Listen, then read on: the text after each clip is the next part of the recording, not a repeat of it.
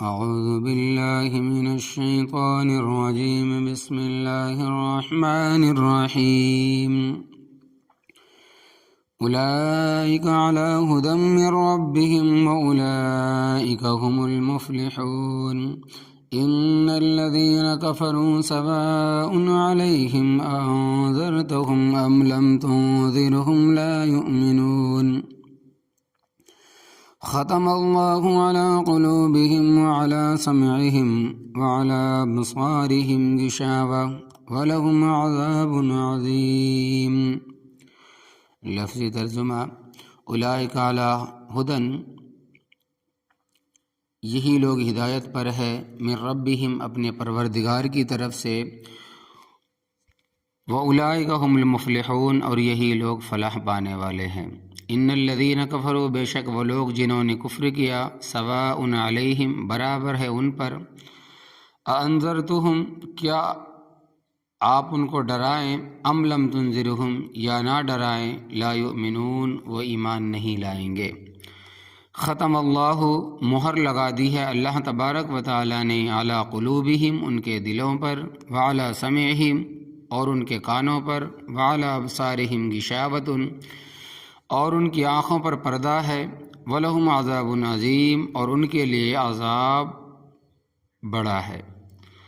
ربط کی اہمیت، کل کے درس میں آپ نے سنا کہ قرآن کریم اللہ تبارک و تعالیٰ کی طرف سے نازل ہوا اور اس میں کوئی شک نہیں، اور پرہیزگاروں کے لیے ہدایت ہے۔ پھر پرہیزگاروں کے اوصاف بیان فرمائے ہیں کہ پرہیزگار وہ لوگ ہیں، یؤمنون بالغیب، جو بن دیکھیں اللہ تبارک و تعالیٰ پر اعتماد کرتے ہیں، اس کے پیغمبروں پر ایمان لاتے ہیں، اس کی کتابوں کو مانتے ہیں، اور ان کی دوسری خوبی یہ ہے کہ نماز قائم کرتے ہیں۔ نماز ایسی عبادت ہے جس پر اسلام کی عمارت کھڑی ہے۔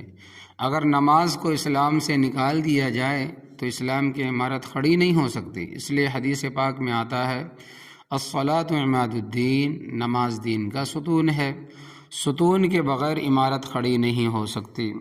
اور تیسری صفت بیان فرمائی کہ ہم نے جو ان کو دیا ہے اس میں سے خرچ کرتے ہیں، مال ہے، علم ہے، قوت بدنی ہے، مشورے کی صلاحیت ہے۔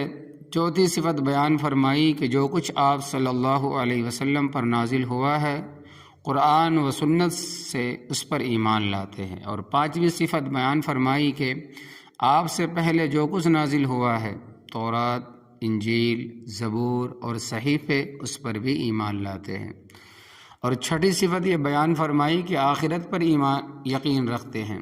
آگے اس کا نتیجہ بیان فرمایا کہ اولئک علی ھدی من ربہم، یہی لوگ ہدایت پر ہیں اپنے پروردگار کی طرف سے، واولئک ھم المفلحون، اور یہی لوگ فلاح پانے والے ہیں۔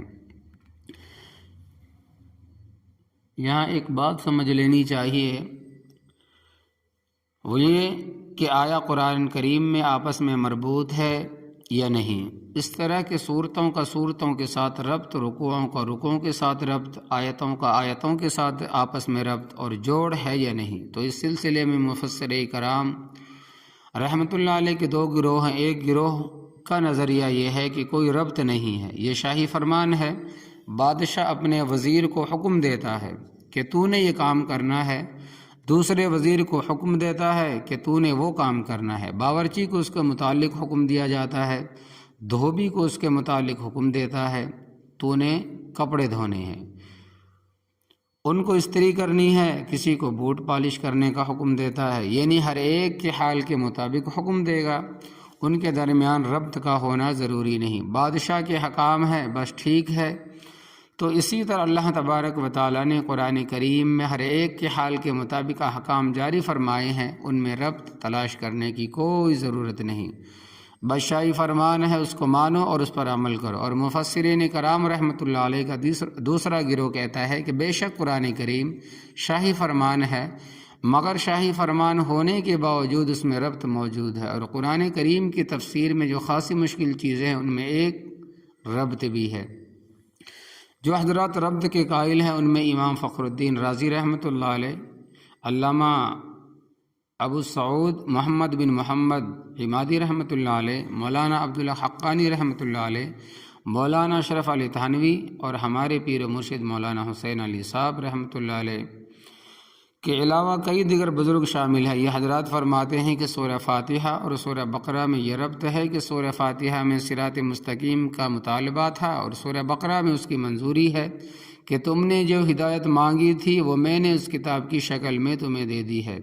ذالک الکتاب لا ریب فیہ ھدی للمتقین، اس کتاب میں کوئی شک و شبہ نہیں ہے اور یہ پرہیزگاروں کے لیے ہدایت ہے۔ جب بھی کوئی مصلح پروگرام لے کر لوگوں کے پاس آیا ہے تو اس کا واسطہ تین قسم کے لوگوں کے ساتھ پڑا ہے۔ نمبر ایک وہ جنہوں نے اس کو دل اور زبان سے مانا اور یقین کیا، یعنی کہ انہوں نے اس کو ظاہر اور باطناً تسلیم کیا۔ اولئک علی ھدی من ربہم واولئک ھم المفلحون تک اس گروہ کا ذکر تھا، یہ مومن متقی کہلاتے ہیں۔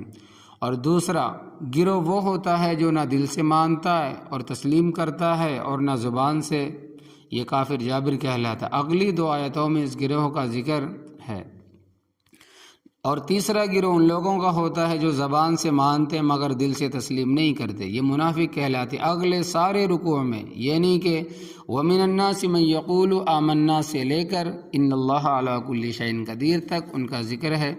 اور ایسے لوگوں سے چونکہ زیادہ خطرہ ہوتا ہے کہ یہ اندر سے کچھ اور باہر سے کچھ اور ہوتے ہیں، لوٹے کی طرح پھرتے رہتے ہیں، اس لیے ان کو تفصیل کے ساتھ بیان کیا۔ ان دو آیتوں میں جابر کافروں کا ذکر ہے جو نہ دل سے مانتے اور نہ زبان سے اقرار کرتے ہیں، یعنی کہ انہوں نے قرآن کریم کو اور رسول اللہ صلی اللہ علیہ وسلم کو نہ دل سے مانا اور نہ زبان سے اقرار کیا۔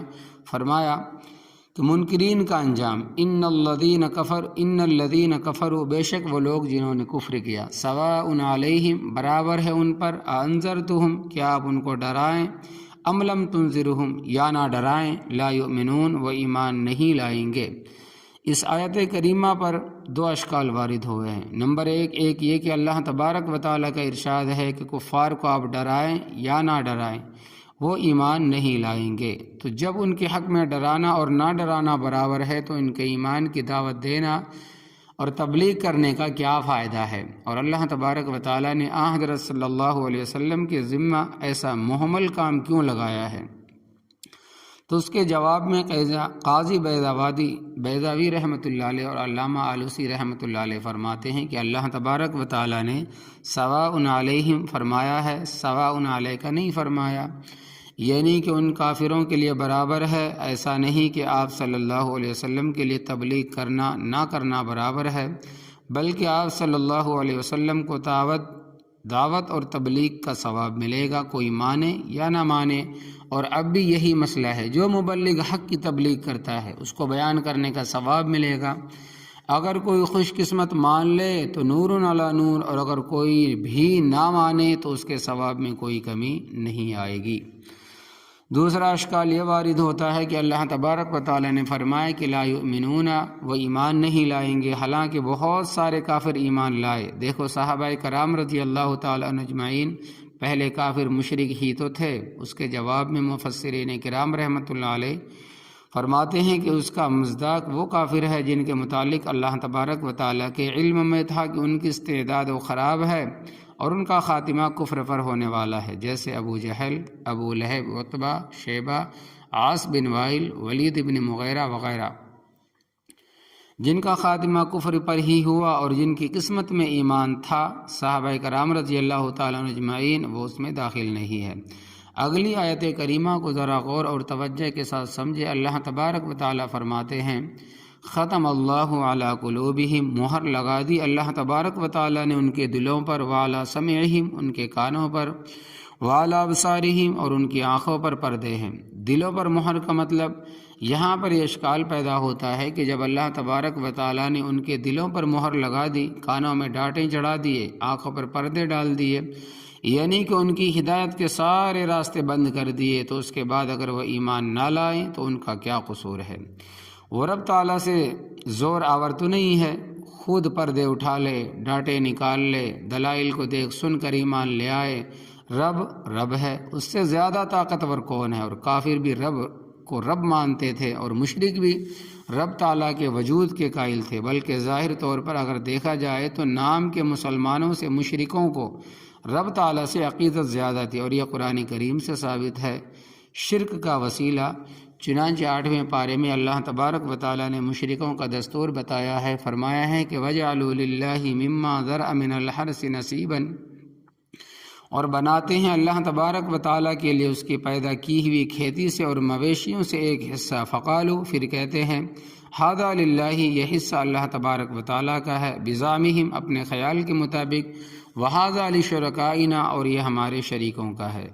تو مشرک پہلے رب تعالیٰ کا حصہ نکالتے تھے، پھر خود ساختہ معبودوں کا حصہ نکالتے تھے، جبکہ یہ نام کے مسلمان جن کو دین کی حقیقت کا علم نہیں، یہ صرف بزرگوں کے پیچھے پھرتے رہتے ہیں، انہی کا دھواں دھاتے رہتے ہیں، پھر تھک ہار کر رب تعالیٰ کی طرف واپس لوٹ آتے ہیں۔ اور سورہ یونس میں آتا ہے کہ مشرک کہتے تھے، ہؤلاء شفعاؤنا عند اللہ، یہ اللہ تبارک و تعالیٰ کے پاس ہماری سفارش کرنے والے ہیں۔ اللہ تبارک و تعالیٰ کی ذات بہت بلند اور ہم بڑے گھٹیا اور حقیر ہے، اللہ تبارک و تعالیٰ کا ہماری رسائی نہیں ہے، یہ ہماری سفارش کرتے ہیں۔ کہتے تھے کہ اس طرح سمجھو کہ صدر مملکت کو رعیت کا ہر آدمی تو بغیر واسطے کے نہیں مل سکتا، بلکہ ڈی سی، کمشنر، وزیر اعلیٰ وغیرہ کا واسطہ تلاش کرے گا، جن کے ذریعے سے وہاں تک پہنچے گا۔ اسی طرح ہم ان کے ذریعے خدا تک پہنچتے ہیں۔ اور سورہ زمر میں ہے کہ وہ کہتے تھے کہ ما نعبدہم الا لیقربونا الی اللہ زلفیٰ، ہم ان کی عبادت صرف اس لیے کرتے ہیں کہ یہ ہمیں اللہ تبارک و تعالیٰ کے قریب کرتے ہیں، اللہ تبارک و تعالیٰ تک پہنچنے کے لیے یہ ہماری سیڑھیاں ہیں۔ ہم ان کے آگے اور ان کے خدا کے آگے، مشرک ان کو رب نہیں مانتے تھے، بلکہ رب تعالیٰ تک پہنچنے کے لیے سیڑھیاں بناتے تھے۔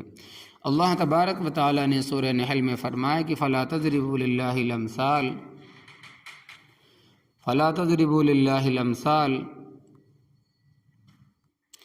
پس تم خدا کے لیے ایسی مثالیں نہ بیان کرو، ان اللہ یعلم وانتم لا تعلمون، بے شک اللہ تبارک و تعالیٰ جانتا ہے اور تم نہیں جانتے۔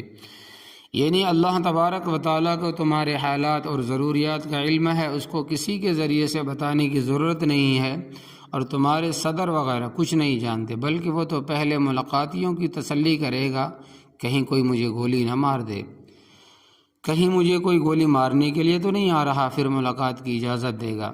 لہٰذا اللہ تبارک و تعالیٰ کے لیے ایسی مثال بھی دیتے تھے کہ مکان کی چھت پر چڑھنے کے لیے سیڑھیوں کی ضرورت ہوتی ہے، اڑ کر تو کوئی نہیں جا سکتا، تو یہ بزرگ اللہ تبارک و تعالیٰ تک پہنچنے کے لیے ہماری سیڑھیاں ہیں۔ اس کا جواب اللہ تبارک و تعالیٰ نے اس طرح دیا، فرمایا کہ نحن اقرب الیہ من حبل الورید، ہم تو اس کی شہ رگ سے بھی زیادہ قریب ہے۔ تو یہاں کون سی سیڑھی لگاؤ گے؟ اس ساری گفتگو سے آپ سمجھ گئے ہوں گے کہ مشرک رب تعالیٰ کا منکر نہیں ہوتا، بلکہ بظاہر بڑا عقیدت مند ہوتا ہے اور رب تعالیٰ کو بڑا سمجھتا ہے۔ تو جب رب تعالیٰ نے ان کے دلوں پر مہر لگا دی، کانوں پر مہر لگا دی، آنکھوں پر پردے ڈال دیے، تو ان کو ہٹا کر کیسے ایمان لا سکتے ہیں؟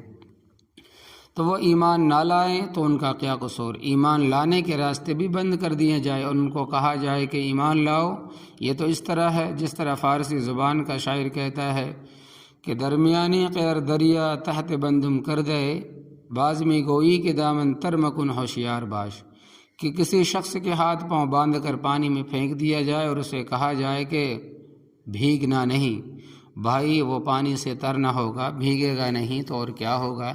تو جب رب تعالیٰ نے مہر لگا کر ان کے راستے بند کر دیے، تو اب اگر وہ ایمان نہ لائے تو ان کا کیا گناہ ہے؟ اسی طرح سورہ مدثر میں آتا ہے کہ یضل اللہ من یشاء ویہدی من یشاء، اللہ تبارک و تعالیٰ جسے چاہتا ہے گمراہ کرتا ہے اور جسے چاہتا ہے ہدایت دیتا ہے۔ تو ہدایت اور گمراہی تو اللہ تبارک و تعالیٰ کی مرضی سے ہے، تو پھر گمراہیوں کا کیا قصور؟ تو اس کا جواب سمجھنے سے پہلے ایک اصول سمجھ لیں، وہ یہ کہ قرآن کریم میں ایک جگہ اجمال ہوتا ہے، دوسری جگہ اس کی تفصیل ہوتی ہے۔ قرآن پاک نے کئی مسئلے میں اشتباہ نہیں رہنے دیا، بلکہ دوسری جگہ اس کی وضاحت کر دی ہے، کوئی نہ سمجھے تو اس کی مرضی ہے۔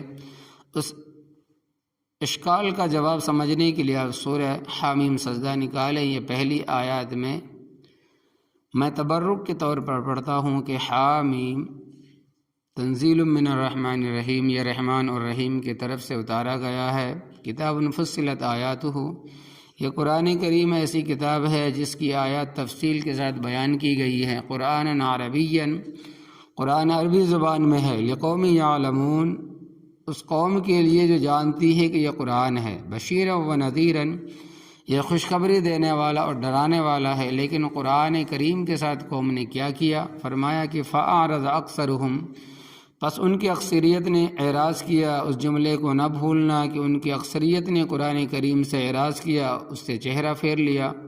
فہم لا یسمعون، پس وہ سنتے نہیں ہے، یعنی کہ مانتے نہیں ہیں، اور کہتے کیا ہے؟ وقالو، اور انہوں نے کہا، قلوبنا فی اکنۃ، اکنہ کنان کی جمع، اور کنان کا معنی ہے پردہ اور غلاف، معنی ہوگا ہمارے دل غلافوں میں ہے۔ مما تدعوننا الیہ، اس چیز سے جس کی طرف تم ہمیں دعوت دیتے ہو، یعنی کہ ہم نے اپنے دلوں کو پردوں میں سنبھال رکھا ہے، تمہاری دعوت کا ہمارے اوپر کوئی اثر نہیں ہے۔ وفی آذاننا وقر، اور ہمارے کانوں میں ڈانٹے ہیں، ہم نے کانوں میں ڈانٹے چڑھائے ہوئے ہیں۔ ومن بیننا وبینک حجاب، اور ہمارے اور تیرے درمیان پردہ ہے، ہم نے اپنی آنکھوں کے آگے پردہ لٹکایا ہوا ہے، ہم ان نگاہوں سے تجھے دیکھنے کے لیے تیار نہیں جن نگاہوں سے تجھے حضرت ابوبکر، حضرت عمر رضی اللہ تعالیٰ عنہ فرماتے ہیں کہ نبی کریم صلی اللہ علیہ وسلم نے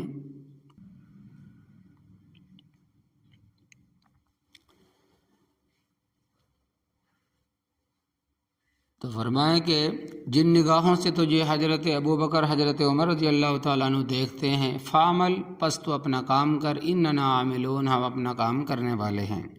اب دیکھو کہ جن لوگوں نے اپنے کسب، اختیار اور ارادے سے اپنے دلوں پر غلاف چڑھا لیے، کانوں میں ڈانٹیں ٹھونک لیے، اپنی آنکھوں پردہ لٹکائے اور اپنے لیے ہدایت کے تمام راستے بند کر لیے، تو اللہ تبارک و تعالیٰ نے بھی ان کے ساتھ ویسا ہی عمل کیا، کیونکہ قانون خداوندی ہے کہ نولیہ ما تولی، جدھر کوئی جانا چاہتا ہے ہم اس کو ادھر ہی بھیج دیتے ہیں۔ تو جب انہوں نے پردے لٹکا لیے تو اللہ تبارک و تعالیٰ نے کہا ٹھیک ہے، تم اس پر راضی ہو، تو ختم اللہ علی قلوبہم، مہر لگا دی اللہ تبارک و تعالیٰ نے ان کے دلوں پر، وعلی سمیعہم، ان کے کانوں پر، وعلی ابصارہم غشاوہ، اور ان کی آنکھوں پر پردے ہیں۔ جو انہوں نے پسند کیا اللہ تبارک و تعالیٰ نے ویسا کر دیا۔ اللہ تبارک و تعالیٰ کسی پر جبر نہیں کرتا، اللہ تبارک و تعالیٰ نے پیدا کرنے کے بعد اختیار دیا ہے۔ فمن شاء فلیؤمن ومن شاء فلیکفر، پس جس کا جی چاہے ایمان لے آئے اور جس کا جی چاہے کفر اختیار کرے، کیونکہ اللہ تبارک و تعالیٰ نے تو دونوں راستے دکھا دیے۔ فرمایا کہ وہدیناہ النجدین، اور ہم نے اس کو دکھا دیے دونوں راستے، خیر کا بھی اور شر کا بھی۔ اسی طرح قرآن کریم کی اس آیت کریمہ، یضل من یشاء ویہدی من یشاء، گمراہ کرتا ہے جس کو چاہتا ہے اور ہدایت دیتا ہے جس کو چاہتا ہے، کی تفصیل بھی متعدد مقامات پر موجود ہے۔ اللہ تبارک و تعالیٰ کس کو ہدایت دیتا ہے اور کس کو گمراہ کرتا ہے۔ 13واں پارہ سورہ رعد میں ارشاد ربانی ہے کہ وَيَهْدِي إِلَيْهِ مَنْ أَنَابَ، اور اپنی طرف کا راستہ اسے دکھاتا ہے جو اس کی طرف رجوع کرتا ہے، تو ہدایت اس کو نصیب ہوتی ہے جو رب تعالیٰ کی طرف رجوع کرتا ہے۔ اور گمراہ کس کو کرتا ہے؟ فرمایا فَلَمَّا زَاغُوا أَزَاغَ اللَّهُ قُلُوبَهُمْ، پس جب ان لوگوں نے کجی اختیار کی تو اللہ تبارک و تعالیٰ نے بھی ان کے دل ٹیڑھے کر دیے۔ تو اللہ تبارک و تعالیٰ نے جبراً کسی کو گمراہ نہیں کیا۔ ان آیات کو یاد کرو اور سمجھو تاکہ کوئی تمہیں دھوکہ نہ دے کہ بندے کو کوئی اختیار نہیں، یہ تو مجبور ہے، یہ بات بالکل غلط، بلکہ اللہ تبارک و تعالیٰ نے بندے کو اختیار دیا ہے۔ فمن شاء فلیؤمن ومن شاء فلیکفر، پر جس کا جی چاہے ایمان لے آئے اور جس کا جی چاہے کفر اختیار کرے۔ جبر اور اختیار کے متعلق دو فرقے ہیں، ان کے نظریات بھی سمجھ لیں۔ معتزلہ اور جبریہ کے عقائد باطلہ۔ ایک فرقہ ہے معتزلہ یہ کہتے ہیں کہ تقدیر کوئی چیز نہیں ہے، کیونکہ اگر ہم تقدیر مانتے ہیں تو ہمیں کس نیکی کا صلہ ملے گا، کیونکہ جو لکھا ہے وہی کرتے ہیں، اس میں ہمارا کیا اختیار ہے، لہٰذا انہوں نے سرے سے تقدیر کا انکار کر دیا۔ اور دوسرا فرقہ ہے جبریہ، وہ کہتے ہیں کہ ہم رب تعالیٰ کے ہاتھ میں کٹ پتلی ہے، ہم کچھ نہیں کر سکتے، رب تعالیٰ ہی ہم سے سب کچھ کرواتا ہے۔ وہ کہتے ہیں کہ ہم مجبور محض ہے، لیکن اہل حق اہل سنت والجماعت کا نظریہ یہ ہے کہ اللہ تبارک و تعالیٰ نے بندے کو مجبور محض بھی نہیں بنایا اور ہر چیز کا اختیار بھی نہیں دیا، اور جتنا اختیار دیا ہے اس سے اتنا ہی پوچھا جائے گا۔ کتنا اختیار دیا ہے اس کو اس طرح سمجھو کہ ایک ٹانگ اٹھائے گا، ایک ٹانگ اٹھانے کا اختیار دیا ہے، بیک وقت دونوں ٹانگوں کو اٹھانے کا اختیار نہیں دیا، اگر ایسا کرے گا تو گرے گا۔ البتہ ایک سوال خاصا مشکل ہے، وہ یہ ہے کہ دنیا میں جو کچھ ہونے والا ہے یا ہو رہا ہے سب کچھ پہلے سے تقدیر میں لکھا ہوا ہے، اس لکھے ہوئے کو ہم بدل نہیں سکتے، تو پھر ہم مجبور محض ہوئے۔ یہ بات اسی طرح ہے کہ سب کچھ پہلے سے تقدیر میں لکھا ہوا ہے۔ اس بات کو اچھی طرح سمجھ لے کہ علماء متکلمین نے اس کا جواب یہ دیا ہے کہ اللہ تبارک و تعالی بکل شیء علیم ہے، وہ ہر چیز کو جانتا ہے، اور علیم بذات الصدور ہے، وہ دلوں کے رازوں کو جو بھی جانتا ہے۔ اسے علم تھا کہ کس نے اپنی مرضی سے ایمان لانا ہے اور کس نے اپنی مرضی سے کفر اختیار کرنا ہے، کس نے نیکی کرنی ہے اور کس نے بدی کرنی ہے۔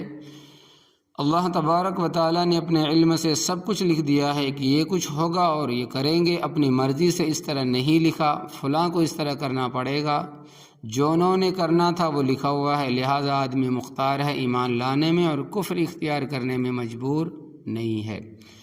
اللہ تبارک و تعالیٰ نے دونوں گروہوں کا نتیجہ بھی بیان فرما دیا کہ جو متقی ہے اولئک هم المفلحون، یہی فلاح پانے والے ہیں، کامیاب ہونے والے ہیں، مراد کو پہنچنے والے، اور جو کافر ہے وَلَهُمْ عَذَابٌ عَظِيمٌ، اور ان کے لیے بہت بڑا دردناک عذاب ہوگا۔ اللہ تبارک و تعالیٰ کفر سے بھی اور اس کے نتائج سے بھی ہر مسلمان کو محفوظ فرمائے، اور اللہ تبارک و تعالیٰ مسلمانوں کو ہر طرح کے عذاب سے بچائے اور محفوظ فرمائے، آمین یا رب العالمین۔ وَمِنَ النَّاسِ مَن يَقُولُ آمَنَّا بِاللَّهِ وَبِالْيَوْمِ الْآخِرِ وَمَا هُم بِمُؤْمِنِينَ يُخَادِعُونَ اللَّهَ وَالَّذِينَ آمَنُوا وَمَا يَخْدَعُونَ إِلَّا أَنفُسَهُمْ وَمَا يَشْعُرُونَ فِي قُلُوبِهِم مَّرَضٌ فَزَادَهُمُ اللَّهُ مَرَضًا وَلَهُمْ عَذَابٌ أَلِيمٌ بِمَا كَانُوا يَكْذِبُونَ وَإِذَا قِيلَ لَهُمْ لَا تُفْسِدُوا فِي الْأَرْضِ قَالُوا إِنَّمَا نَحْنُ مُصْلِحُونَ ألا إنهم هم المفسدون ولكن لا يشعرون وإذا قيل لهم آمنوا كما آمن الناس قالوا أنؤمن كما آمن السفهاء ألا إنهم هم السفهاء ولكن لا يعلمون وإذا لقوا الذين آمنوا قالوا آمنا وإذا خلوا إلى شياطينهم قالوا إنا معكم إنما نحن مستهزئون الله يستهزئ بهم ويمدهم في طغيانهم يعمهون۔ لفظی ترجمہ۔ وَمِنَ النَّاسِ مَن يَقُولُ، اور لوگوں میں سے بعض وہ ہے جو کہتے ہیں کہ آمنا باللہ، ہم ایمان لے آئے اللہ تبارک و تعالیٰ پر، وبالیوم الآخر، اور آخرت کے دن پر، وما ہم بمؤمنین، اور نہیں ہے وہ ایمان لانے والے، یخادعون اللہ، دھوکہ دیتے ہیں اللہ تبارک و تعالیٰ کو، والذین آمنوا، اور ان لوگوں کو جو ایمان لائے، وما یخدعون الا انفسہم، اور وہ نہیں دھوکہ دیتے مگر اپنی جانوں کو، وما یشعرون، اور شعور نہیں رکھتے، فی قلوبہم مرض، ان کے دلوں میں بیماری ہے، فزادہم اللہ مرضا، پس زیادہ کر دیا اللہ تبارک و تعالیٰ نے ان کی بیماری کو، وَلَهُمْ عَذَابٌ عَلِيمٌ، اور ان کے لیے عذاب ہوگا دردناک، بما کانوا یکذبون، اس وجہ سے کہ وہ جھوٹ بولتے ہیں، وَإِذَا قِيلَ لَهُمْ، اور جس وقت کہا جاتا ہے کہ ان کو، لا تفسدوا فی الارض، نا فساد مچاؤ زمین میں، قالوا، کہتے ہیں، انما نحن مصلحون، پختہ بات ہے ہم تو اصلاح کرنے والے ہیں، الا انہم، خبردار بے شک وہ، ہم المفسدون، وہی ہے فساد کرنے والے، ولکن لا یشعرون، اور لیکن ان کو شعور نہیں ہے، وَإِذَا قِيلَ لَهُمْ آمِنُوا، اور جس وقت کہا جاتا ہے ان کو ایمان لاؤ، کما آمن الناس، جیسا ایمان لائے ہیں لوگ، قالوا، کہتے ہیں، انؤمن، کیا ہم ایمان لائیں، کما آمن السفہاء، جیسا کہ ایمان لائے ہیں بیوقوف، الا، خبردار، انہم ہم السفہاء، بے شک یہی ہے بیوقوف، ولکن لا یعلمون، اور لیکن وہ جانتے نہیں ہے وَإِذَا لَقُوا الَّذِينَ آمَنُوا اور جس وقت ملاقات کرتے ہیں ایمان والوں سے قَالُوا آمَنَّا کہتے ہیں ہم بھی مومن ہیں وَإِذَا خَلَوْا إِلَىٰ شَيَاطِينِهِمْ اور جس وقت جاتے ہیں اپنے شیطانوں کی طرف قَالُوا إِنَّا مَعَكُمْ کہتے ہیں بے شک ہم تمہارے ساتھ ہیں إِنَّمَا نَحْنُ مُسْتَهْزِئُونَ پختہ بات ہے ہم تو مومنوں سے مذاق کرتے ہیں اللہ یستہزئ بہم اللہ تبارک و تعالیٰ ان کو استہزاء کا بدلہ دے گا ویمدہم اور ان کو مہلت دیتا ہے فی طغیانہم ان کی سرکشی میں یعمہون وہ سرگرداں اور حیراں پھرتے ہیں۔ ربط سورہ فاتحہ میں اللہ تبارک و تعالیٰ سے ہدایت کا سوال کیا تھا اہدنا الصراط المستقیم، جو اللہ تبارک و تعالیٰ نے قبول فرما لیا اور ہدایت عطا کر دی اور فرمائے کہ ذالک الکتاب لا ریب فیہ ھدی للمتقین، اس کتاب میں کوئی شک و شبہ نہیں ہے اور یہ پرہیزگاروں کے لیے ہدایت ہے۔ ہدایت نامے کو قبول کرنے اور نہ کرنے کے بارے میں تین گروہ ہے، ایک وہ جو دل سے تسلیم کرتے ہیں اور زبان سے اقرار کرتے ہیں اولئک ھم المفلحون تک ان کا ذکر تھا۔ دوسرا گروہ ہے جو نہ تو زبان سے اقرار کرتا ہے اور نہ دل سے تسلیم کرتا ہے، ان الذین کفروا سے لے کر ولہم عذاب عظیم تک ان کا ذکر تھا۔ اور تیسرا گروہ وہ جو زبان سے اقرار کرتا ہے مگر دل سے تسلیم نہیں کرتا، جس کو شریعت کی اصطلاح میں منافق کہتے ہیں۔ وَمِنَ النَّاسِ مَن يَقُولُ سے لے کر ان اللہ علی کل شیء قدیر تک ان کا ذکر ہے۔ فقہاء کرام، محدثین اعظام، مفسرین کرام رحمۃ اللہ علیہ فرماتے ہیں کہ نفاق کی دو قسمیں ہیں، منافقین کے دو طبقے ہیں، ایک نفاق اعتقادی ہے اور دوسرا نفاق عملی ہے۔ اعتقادی منافق وہ ہوتا ہے جو دل سے بالکل تسلیم نہیں کرتا، یعنی اس کے دل میں بالکل ایمان نہیں ہوتا، لوگوں کو دھوکہ دینے کے لیے کہتا ہے کہ میں مومن ہوں۔ یہ منافق کافر اور مشرک بھی بدتر اور خطرناک ہوتا ہے، اس لیے اس کی سزا بھی سب سے زیادہ سخت ہوگی۔ اللہ تبارک و تعالیٰ فرماتے ہیں کہ ان المنافقین فی الدرک الاسفل من النار، بے شک منافق دوزخ کے سب سے نچلے طبقے میں ہوں گے، جو سب سے زیادہ سزا والا طبقہ ہے۔ دوسرا نفاق عملی ہے، عملی منافق اسے کہتے ہیں کہ اس کے دل میں ایمان موجود ہوتا ہے مگر عمل منافقوں والے کرتا ہے۔ حضرت صلی اللہ علیہ وسلم نے عملی نفاق کی 4 علامتیں بیان فرمائی ہے۔ جس شخص میں ایک علامت ہوگی وہ ایک درجے کا منافق ہوگا، جس میں 2 علامتیں ہوگی وہ دوسرے درجے کا منافق ہوگا، جس میں 3 علامتیں پائی جائیں گی وہ 3 درجوں کا منافق ہوگا، اور جس میں 4 علامتیں پائی گئیں کانا منافقاً خالصاً، وہ پکا منافق ہے۔ ہمیں خالی ذہن ہو کر ٹھنڈے دل سے سوچنا چاہیے کہیں ان میں سے کوئی علامت ہمارے اندر تو نہیں، اگر ہے تو بہت بری بات ہے۔ وہ علامتیں کیا ہے؟ فرمایا منافقین کی نشانیاں کہ جب بات کرتا ہو تو جھوٹ بولتا ہے، اذا حدث کذب، یہ منافق کی پہلی علامت ہے۔ جھوٹ کسے کہتے ہیں؟ ہر وہ بات جو واقعے کے خلاف ہو، شریعت اسے جھوٹ کہتی ہے۔ اب ہمیں اپنے گریبانوں میں جھانک کر دیکھنا چاہیے کہ ہم نے کبھی زندگی میں جھوٹ تو نہیں بولا، اگر بولا ہے تو ہمیں اپنے آپ کو ایک درجے کا منافق سمجھنا چاہیے، کیونکہ حضرت صلی اللہ علیہ وسلم کا فرمان بالکل حق اور سچ ہے۔ ابو داؤد شریف میں روایت ہے کہ حضرت صلی اللہ علیہ وسلم ایک جگہ تشریف لے جا رہے تھے۔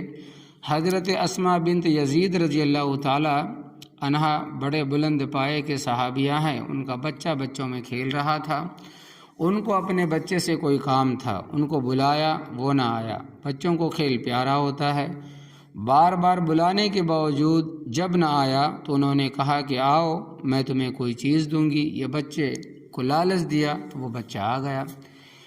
حضرت صلی اللہ علیہ وسلم کھڑے ہو گئے کہ بچے کو کوئی چیز دیتی ہے کہ نہیں، پھر فرمایا کہ مائی اس کو کوئی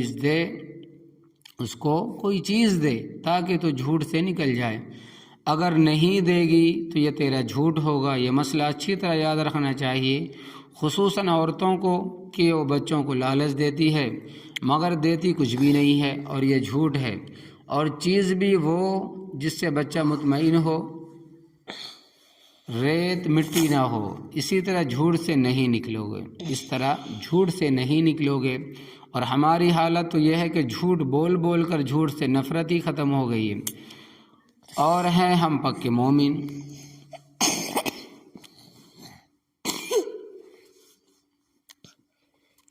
ہونٹوں کے پاس فرشتے ہوتے ہیں، اللہ تبارک و تعالیٰ کی طرف سے ان کے ذمہ ڈیوٹیاں ہیں، کوئی درود شریف پہنچانے پر مقرر ہے، کوئی سبحان اللہ، کوئی الحمدللہ پہنچانے والا ہے، مگر جھوٹ کی اتنی بدبو ہوتی ہے کہ جب کوئی آدمی جھوٹ بولتا ہے تو فرشتے 1 میل دور بھاگ جاتے ہیں، لہٰذا جھوٹ سے بچنا چاہیے۔ منافق کی دوسری نشانی فرمایا اذا وعدہ خلفا، جب وعدہ کرتا ہے تو خلاف ورزی کرتا ہے، وَإِذَا عَاهَدَ غَدَرَ، اور جب وہ معاہدہ کرتا ہے تو غداری کرتا ہے۔ وعدہ اور معاہدے میں فرق ہے، جب کسی سے انفرادی طور پر وعدہ ہو تو وہ وعدہ کہلاتا ہے، اور جماعتی شکل میں یا قومی شکل میں یا حکومتی سطح پر کسی سے کوئی بات طے کی جائے تو اس کو معاہدہ کہتے ہیں۔ وعدے اور معاہدے کی خلاف ورزی کرنا یہ بھی منافق کی علامت ہے۔ آج اس وقت دنیا میں جتنی بھی حکومتیں ہیں ساری اس مد میں شامل ہے، اللہ ماشاء اللہ کہ ان کا ظاہر کچھ اور باطن کچھ اور ہے۔ حالانکہ قرآن کریم میں آتا ہے کہ ان العہد کان مسئولا، وعدے کے بارے میں سوال ہوگا، لہٰذا وعدہ کسی سے کرو تو سوچ سمجھ کر کرو کہ میں اس کو پورا بھی کر سکوں گا نہیں، اگر پورا نہیں کر سکتے تو وعدہ کرو ہی نہ، اور اگر کسی سے وعدہ کر لیا ہے تو اسے پورا کرو۔ البتہ ایک صورت یہ بھی ہے کہ جس وقت وعدہ کیا تھا اس وقت نیت اور ارادہ اس کو پورا کرنے کا تھا، مگر بعد میں کوئی عارضہ پیش آ گیا تو وہ الگ بات ہے۔ منافق کی تیسری نشانی اذا اؤتمن خان، جب اس کے پاس امانت رکھی جائے تو خیانت کرتا ہے۔ پھر امانت کی کئی قسمیں ہیں، علم بھی امانت ہے، اور علمی خیانت یہ ہے کہ لوگوں کو صحیح بات نہیں بتانا، غلط باتیں بتانا ہے۔ مشورہ بھی امانت، اور مشورے میں خیانت یہ ہے کہ جب کوئی شخص تمہارے مشورہ طلب کرے، تم سے مشورہ طلب کرتا ہے تو تم اسے صحیح مشورہ نہیں دیتے، غلط رائے دیتے ہو۔ جب کوئی مشورہ طلب کرے تو اسے صحیح رائے دو، بات بھی امانت ہوتی ہے۔ حدیث پاک میں آتا ہے کہ جب کوئی آدمی مجلس میں ادھر ادھر دیکھ کر بات کرے تو سمجھ جاؤ کہ یہ بات اس کی امانت ہے۔ اس مجلس کی بات باہر کسی سے نہیں کرنی۔ مال بھی امانت، اور مالی خیانت یہ ہے کہ اس میں کچھ خرچ کرے یا اس کو تبدیل کرے۔ فقہائے کرام رحمۃ اللہ علیہ نے لکھا ہے کہ اگر کسی نے درہم یا دینار کا تھیلا کسی کے پاس امانت رکھا ہے، درہم چاندی کو کہتے ہیں اور دینار سونے کے سکوں کے کہتے ہیں، اور پہلے زمانے میں لوگ یہ تھیلوں میں رکھتے تھے۔ اگر وہ تھیلا کسی کے پاس امانت رکھا ہے اور اس کا منہ جس دھاگے سے بندھا ہوا ہے وہ دھاگا میلا ہو گیا ہے تو یہ شخص اس دھاگے کو بدلنے کا مجاز نہیں ہے۔ رقم کو چھیڑتا تو درکنار، رقم کو چھیڑنا تو درکنار، اگر اس دھاگے کو بدلنے کا اس کو اختیار بھی نہیں ہے، اگر یہ کرتا ہے تو بھی یہ خیانت ہے۔ منافق کی چوتھی نشانی یہ ہے کہ اذا خاصم فجر، جب کسی سے جھگڑا کرتا ہے تو گالیاں دیتا ہے۔ یاد رکھنا آج کے معاشرے میں ہم نے تو منافق کو بھی پیچھے چھوڑ دیا ہے، کیونکہ وہ تو جب لڑتا ہے تو گالیاں دیتا ہے، اور ہم تو ہنسی مذاق میں بھی گالیاں دیتے ہیں۔ جس طرح پہلے نیک لوگوں کی زبان سے سبحان اللہ نکلتا تھا، اس طرح ہماری زبان سے گالیاں نکلتی ہے، چھوٹوں کو بڑوں کو، یہاں تک کہ گدھوں مرغیوں کو گالیاں دیتے ہیں، جانور تک کو نہیں چھوڑتے۔ تو آپ صلی اللہ علیہ وسلم نے منافق کی یہ 4 نشانیاں بیان فرمائی ہے۔ اگر کسی بدبخت میں یہ 4 علامتیں پائی جاتی ہے تو وہ پکا منافق ہے۔ اللہ تبارک و تعالیٰ نے قرآن کریم میں بھی منافق کی کچھ علامتیں بیان فرمائی ہے۔ فرمایا اذا قاموا الی الصلاۃ قاموا کسالی، جب نماز کے لیے کھڑے ہوتے ہیں تو سستی کرتے ہیں، لہٰذا اگر کوئی شخص نماز کے لیے کھڑا ہونے میں سستی کرتا ہے تو سمجھ لینا چاہیے کہ اس میں نفاق کی علامت ہے۔ اور یہ بھی فرمایا کہ ولا یذکرون اللہ الا قلیلا، منافق اللہ تبارک و تعالیٰ کا ذکر بہت کم کرتے ہیں، ناولوں کے پیچھے پڑے رہیں گے، کھیلوں میں مشغول رہیں گے، یعنی اور سارے کام ہوں گے، مگر اللہ تبارک و تعالیٰ کے ذکر کے لیے وقت نہیں ہوتا۔ یہ منافق کی موٹی موٹی علامتیں ہیں، 4 حدیث شریف میں، اور یہ حدیث شریف بخاری شریف اور مسلم شریف کی ہے، اور 2 علامتیں قرآن کریم میں بیان کی گئی۔ اپنے اپنے گریبانوں میں جھانک کر دیکھ لو، اللہ تبارک و تعالیٰ کرے کہ ہم میں سے کسی میں یہ علامتیں نہ ہو۔ اللہ تبارک و تعالیٰ فرماتے ہیں وَمِنَ النَّاسِ مَن يَقُولُ، اور لوگوں میں سے بعض وہ ہے جو کہتے ہیں کہ آمنا باللہ، ہم ایمان لائے اللہ تبارک و تعالیٰ پر، وبالیوم الآخر، اور آخرت کے دن پر۔ رب تعالیٰ فرماتے ہیں کہ وما ہم بمؤمنین، حالانکہ وہ ایمان لانے والے نہیں ہیں، کیونکہ وہ صرف زبانی کہتے ہیں کہ ہم مومن ہیں، دل سے انہوں نے تسلیم نہیں کیا۔ یخادعون اللہ، وہ دھوکہ دیتے ہیں اللہ تبارک و تعالیٰ کو۔ اب سوال یہ ہے کہ دھوکہ تو اس کو دیا جاتا ہے جس کو علم نہ ہو، اور رب تعالیٰ سے تو کوئی چیز چھپی نہیں ہے، تو یہ رب تعالیٰ کو کس طرح دھوکہ دے سکتے ہیں؟ مفسرین کرام رحمۃ اللہ علیہ فرماتے ہیں کہ صنعہم کصنع خادعین، ان کا یہ معاملہ اس طرح ہے جس طرح دھوکے بازوں کا ہوتا ہے، یعنی وہ اللہ تبارک و تعالیٰ سے ایسا معاملہ کرتے ہیں جو دغا بازی کا ہوتا ہے، ورنہ حقیقتاً اللہ تبارک و تعالیٰ کو دھوکہ کون دے سکتا ہے؟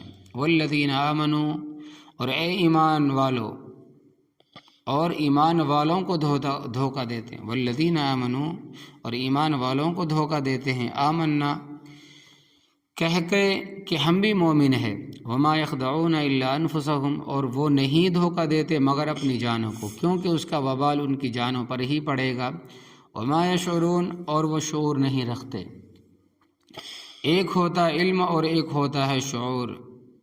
علم تو عقل والی مخلوق کے ساتھ خاص ہے، جیسے انسان، جنات ہے، فرشتے ہیں، اور شعور کا معنی اپنے اوپر آنے والے حالات کا احساس اور ادراک کرنا، جیسا کہ حیوانوں کو گرمی سردی کا احساس ہوتا ہے، بھوک پیاس کو محسوس کرتے ہیں۔ اللہ تبارک و تعالیٰ نے منافقوں کے متعلق فرمایا کہ وہ شعور نہیں رکھتے، یعنی کہ یہ منافق ایسے ہیں کہ ان کو حیوانوں جیسا شعور بھی نہیں ہے کہ اپنے نقصان کا اتنا بھی شعور و احساس کر لے جتنا کہ حیوان کو ہوتا ہے۔ فرمایا کہ فی قلوبہم مرض، ان کے دلوں میں منافقت کی بیماری ہے، جو دن گزرتے ہیں نیک لوگ نیکیاں کما رہے ہیں اور اعمال صالحہ میں آگے بڑھ رہے ہیں، اور منافق فزادہم اللہ مرضا، بس زیادہ کر دیا اللہ تبارک و تعالیٰ نے ان کی بیماری کو، ان کا نفاق دن بدن بڑھتا جا رہا ہے۔ وَلَهُمْ عَذَابٌ عَلِيمٌ، اور ان کے لیے عذاب ہوگا دردناک، سب سے زیادہ سخت عذاب منافقوں کے لیے ہے، بما كانوا يكذبون، اس وجہ سے کہ وہ جھوٹ بولتے ہیں، جھوٹ اس طرح کے زبانی کہتے ہیں ہم اللہ تبارک و تعالیٰ کے اوپر ایمان لائے آخرت کے دن پر بھی، اور دل سے نہیں مانتے، تو اس سے بڑا جھوٹ کیا ہوگا؟ زبان کسی طرف اور دل کسی طرف۔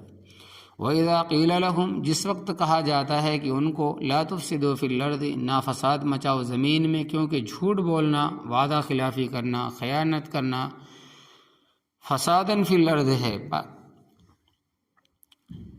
اور منافقت کا نتیجہ آج بدقسمتی سے دنیا میں جتنے بھی ملک ہیں، مسلم یا غیر مسلم، پاکستان، ان تمام ملکوں میں سے بددیانتی میں نمایاں ہے۔ اخبارات میں تجزیہ شائع ہوا ہے کہ تمام بددیانت ملکوں میں پاکستان دوسرے نمبر پر ہے، یہاں بڑے چھوٹے سب بددیانت ہے، بڑے بددیانتی کرتے ہیں، بڑوں کو دیکھ کر چھوٹے بھی بددیانتی کرتے ہیں، بلکہ وہ اور تیز ہو جاتے ہیں۔ اگر بڑے احتیاط کریں، بچیں اور دیانت داری سے کام لیں تو چھوٹوں کو جرت نہیں ہو سکتی۔ تو جب ان سے کہا جاتا ہے کہ زمین میں فساد نہ مچاؤ، تو قالو کہتے ہیں کہ انما نحن مصلحون، پختہ بات ہے، ہم تو اصلاح کرنے والے ہیں۔ جس طرح آج کل کے لیڈر کرتے ہیں فساد ہے، اور اس کو نام امن کا دیتے ہیں، بھائی امن کے نام سے تو کچھ نہیں بنے گا، دنیا تو حقیقت کو بھی دیکھتی ہے۔ افسوس آج دنیا فساد سے بڑی پڑی، اخبارات دیکھو تو 100 میں سے ایک بات اچھی ہوگی اور 99 باتیں بری ہوگی، یعنی قتل، اغوا، ڈاکے، بدماشیاں، بدکاریاں، فراڈ، اور وہ بھی معمولی قسم کے نہیں بلکہ اربوں خربوں کے ہوں گے۔ اللہ تبارک و تعالیٰ کی پناہ، یہ سب کچھ اس ملک میں ہو رہا ہے جو لا الہ الا اللہ کے لیے حاصل کیا تھا۔ جس مقصد کے لیے اس کو حاصل کیا گیا اگر اس کے مطابق چلتا تو آج اس کا یہ حشر نہ ہوتا اور نہ ہی بنگال ہم سے کبھی جدا ہوتا۔ وہ لوگ بڑے دیندار ہیں، پاکستانی 100 سال تک ابھی اتنے دیندار نہیں ہو سکتے۔ وہ محض ہماری بددیانتیوں اور خیانتوں کو دیکھ کر ہم سے جدا ہوئے ہیں۔ پاکستان ہمیں مفت میں تو نہیں ملا، اس کے پیچھے مسلمانوں کی بڑی قربانیاں ہیں، علماء کرام کی شہادتیں ہیں، تحریک شہیدین ہے، 1857 کی تحریک اور تحریک ریشم رومال، جنہوں نے انگریز کو ہندوستان چھوڑنے پر مجبور کیا، مگر بظاہر لوگ یہ سمجھتے ہیں کہ مسلم لیگ کی تحریک کے نتیجے میں بلا شرکت غیر پاکستان معرض وجود میں آیا ہے اور یہ مسلم لیگ کا کارنامہ۔ البتہ یہ بات حقیقت ہے کہ پاکستان میں بلا شرکت غیر کئی سال مسلم لیگ کی بااختیار حکومت رہی۔ ان سالوں میں اگر وہ کسی درخت کے پتے پر بھی اسلامی قانون نافذ ہونے کا حکم لکھ دیتے تو اسلامی قانون نافذ ہو جاتا، کیونکہ ان کے لیے کئی قسم کی کوئی رکاوٹ نہیں ہے۔ نہ ان کے سامنے کوئی سر اٹھا سکتا تھا، نہ ہی کوئی جماعت نمایاں تھی، مگر یہ لوگ اسلام کے لیے مخلص نہیں تھے، ان کے دل صاف نہیں تھے، سوائے چند حضرات کے وہ مخلص تھے۔ پاکستان میں اسلامی قانون نافذ ہو، اگر تمام حضرات مخلص ہوتے تو آج ہمیں یہ حالات نہ دیکھنے پڑتے۔ تو خیر فرمایا کہ لا تفسدوا فی الارض، نہ فساد مچاؤ زمین میں۔ قالوا کہتے ہیں انما نحن مصلحون، پختہ بات ہے ہم تو اصلاح کرنے والے ہیں۔ رب تعالیٰ فرماتے ہیں کہ الا خبردار، انہم المفسدون، بے شک وہی ہے فساد کرنے والے، ولکن لا یشعرون، اور لیکن ان کو شعور نہیں ہے۔ وَإِذَا قِيلَ لَهُمْ آمِنُوا، اور جس وقت کہا جاتا ہے کہ ان کو کہ سچا ایمان لے آؤ، کما آمن الناس، جیسا ایمان لے آئے ہیں لوگ، قالوا کہتے ہیں انؤمن، کیا ہم ایمان لائیں، کما آمن السفہاء، جیسا کہ ایمان لائے ہیں بیوقوف۔ منافق لوگ سچے مخلص دیانتدار مومنوں کو بیوقوف کہتے تھے کہ کوئی عقل مندی نہیں۔ جس طرح وہ ان کو کہتا ہے کہ بے سوچے سمجھے، اسی طرح کرتے چلے جاتے ہیں، گھر بار سب کچھ اس کے کہنے پر قربان کر دیا۔ اگر عقل مند ہوتے تو کوٹھیاں بناتے، دولت اکٹھی کرتے، تجارت بڑھاتے، انہوں نے تو پہلا بھی سب کچھ داؤ پر لگا دیا ہے۔ پہلے کتنے آسودہ حال تھے اور ایمان لانے کے بعد اب ان کا کیا حال۔ یہ بیوقوف ہے، ہم ان بیوقوفوں جیسا کام کیوں کرے۔ اللہ تبارک و تعالیٰ نے فرمایا الا انہم هم السفہاء، خبردار بے شک یہی ہے بیوقوف، ولکن لا یعلمون، اور لیکن وہ جانتے نہیں ہے۔ وَإِذَا لَقُوا الَّذِينَ آمَنُوا، اور جس وقت ملاقات کرتے ایمان والوں سے تو ان کو دھوکہ دینے کے لیے، قالوا آمنا، کہتے ہم بھی مومن ہیں۔ جس طرح آج کل ووٹ مانگنے والے منتیں سماجتیں کرتے، ہاتھ پاؤں چومتے ہیں، پوری ہمدردی کا اظہار کرتے ہیں، اور ممبر بن جانے کے بعد کبھی شکل بھی نہیں دکھاتے، پھر کہتے ہیں کہ ہم کون اور تم کون۔ یقین جانو جتنے منافق ہندوستان میں ہیں شاید دنیا کے کسی اور خطے میں ہوں۔ وَإِذَا خَلَوْا إِلَىٰ شَيَاطِينِهِمْ، اور جب یہ اپنے لیڈروں کے پاس جاتے ہیں، اپنے سرداروں، راجوں، چودھریوں، خانوں، وڈیروں کے پاس جاتے ہیں، تو قالوا انا معکم، کہتے ہیں کہ بے شک ہم تمہارے ساتھ ہیں۔ باقی تم نے سنا ہوگا کہ ہم نے مومنوں کو کہا ہے ہم بھی مومن ہے، تو یقین جانو مومنوں سے استہزاء، انما نحن مستہزئون، پختہ بات ہے ہم تو مومنوں سے مذاق کرتے ہیں، دل لگی کرتے ہیں، ہم کہاں مومن ہیں۔ وڈیرے جب کان کھینچتے ہیں تو ان کو اس طرح مطمئن کر دیتے ہیں، اور اللہ تبارک و تعالیٰ فرماتے ہیں کہ اللہ یستہزئ بہم، اللہ تبارک و تعالیٰ ان کو استہزاء کا بدلہ دے گا، ویمدہم، اور ان کو مہلت دیتا ہے، فی طغیانہم، ان کی سرکشی میں، یعمہون، وہ سرگرداں اور حیراں پھرتے ہیں۔ جتنا دھوکہ دے سکتے ہیں دے لے، جو حرام کما کر کھا سکتے ہیں کھا لے، حرام جمع کر سکتے ہیں کر لے، رسی ڈھیلی چھوڑی ہوئی ہے۔ حدیث میں آتا ہے کہ ان اللہ تعالی لیملی ظالما حتی اذا اخذہ لم یفلتہ، بے شک اللہ تبارک و تعالی ظالم کی رسی ڈھیلی چھوڑ دیتا ہے، یہاں تک کہ جب اس کو